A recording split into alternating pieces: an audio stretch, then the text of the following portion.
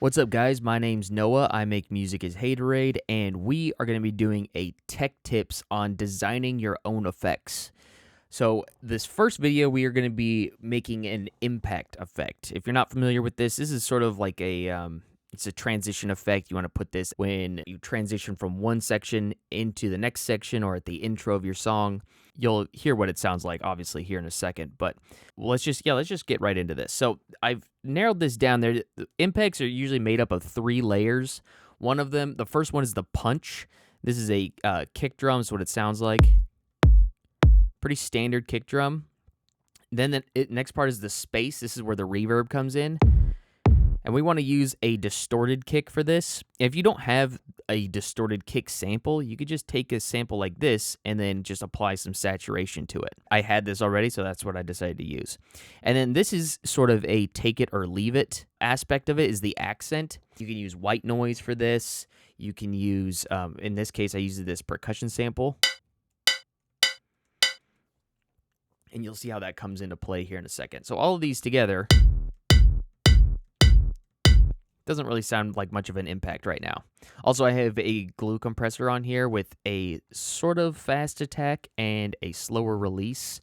And you can copy these settings if you'd like. It's less important to copy the settings and more just tune it until it sounds good to your ear. But yeah, so the first part is we want to decide how much of the transient we want to keep in the initial punch part.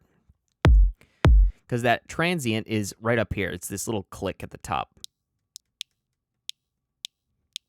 And if we want to make a darker impact, which is what we're going to be doing here, we typically don't want to have that sharp transient there because it feels out of place. So what I'm going to do is I'm going to roll this EQ down. We've got a low pass filter here, and we're just going to bring that down there. You hear it still has that punch, but it doesn't have the snap at the top, and that's what we want. The next thing we're going to do is we're going to grab the Valhalla Vintage Verb. You don't need to use Valhalla Vintage Verb. You can use any reverb that you want. I just like this one a lot. And I'm going to make sure that my pre-delay is down just for this one, for our kick. And I want to make sure I get all of those lows in there. Like normally you wouldn't want a bunch of reverb on your low frequencies, but in this case we're making a special effect. And that's essentially what we want to create, is that really low rumbly space.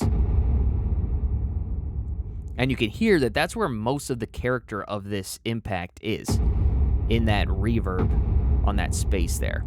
You can play around with the colors, play around with the settings. This is pretty close to just the default init patch here.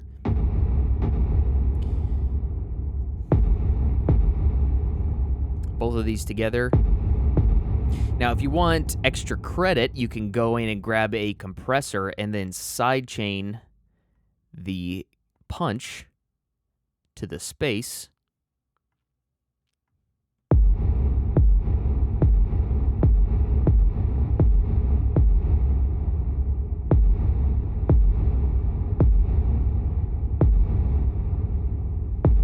And we could probably EQ this too and bump this up to like right here. So we're just grabbing a little piece of that. There we go.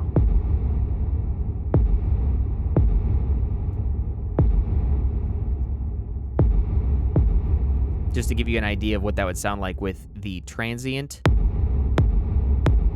It sort of feels unnatural a little bit. It feels like these two don't belong together. So we're gonna bring that down. You can also do this too, give it a slight bump in the low mids here. This is where most of the punch in a kick drum is anyway. So just by accentuating that, we kind of add a little bit of flavor there. And then what we can do is go down to our accent, which we'll grab our reverb down here.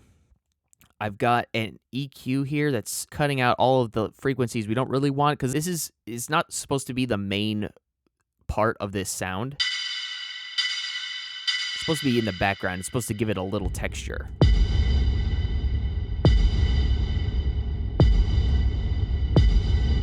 You can also add some delay here. I've got the settings at 50% dry wet and 13% feedback.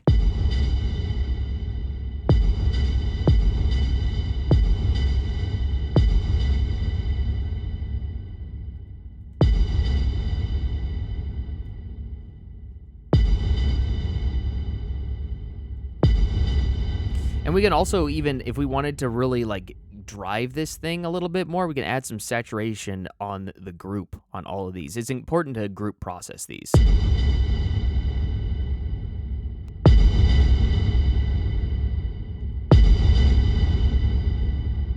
It's coming in a little hot. Let's bring it back down. And you know what we could do here too is we could probably fade out some of this low frequency information here out of this kick, because we just need that initial punch.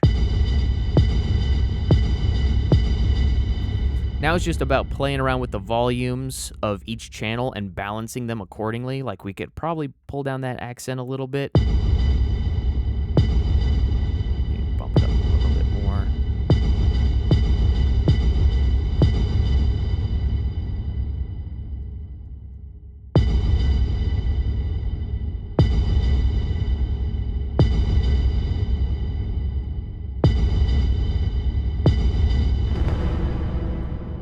Adjust some of these. Here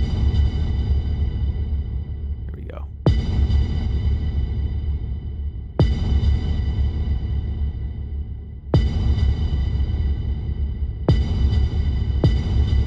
And we could even make this reverb a little bit darker too if we filter out some of the higher frequencies out of the space layer.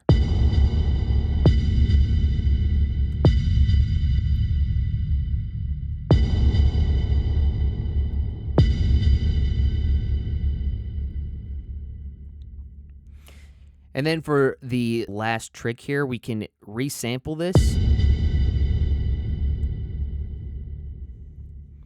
Grab a little snippet of it. We want to delete the rest of that.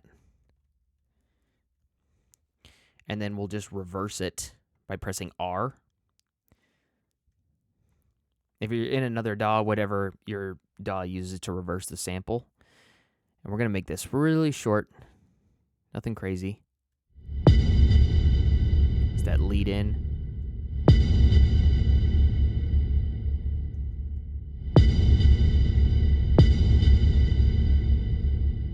And there you have your impact.